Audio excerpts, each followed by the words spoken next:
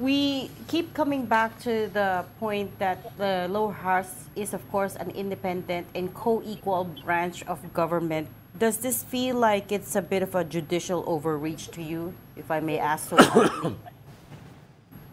Well, alam po natin na kasama sa kapangyarihan naman ng Korte Suprema yung pagtitingin kung merong kalabisan sa pag-exercise ng discretion ng isang government agency or even a co-equal body. But again, para sa House of Representatives, ang ginawa naman nito dito sa proseso ng impeachment proceedings ay ayon sa mga batas, sa saligang batas, sa mga na dati nang desisyonan ng mga kaso ng Supreme Court.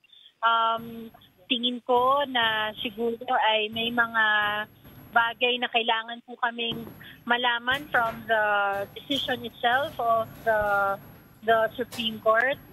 Pero kailangan po is makita din po ng Supreme Court sana yung independence ng House tungkol sa pag-initiate ng impeachment proceedings. Ang House of Representatives lang ang binigyan ng kapangyarihan ng saligang batas to initiate this.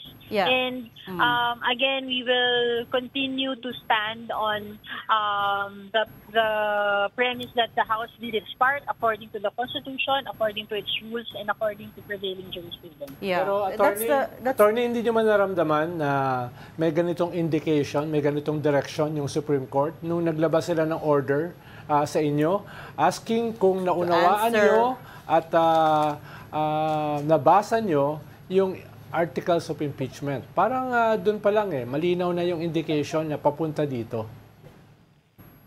Well, mahirap pong magbigay ng mga presumptions, especially on my part. There are so many members of the House of Representatives and I do not want to speak on behalf of all of them when they may have individual opinions on this matter. No?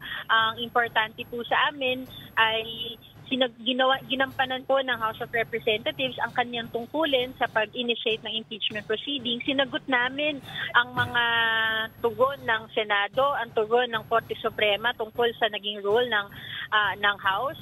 At ngayon po, sa desisyon po ng Korte Suprema ngayon, ay gusto namin pong makita muna ang buong desisyon at para malaman din po namin how else can we defend the independence of the House of Representatives in this process.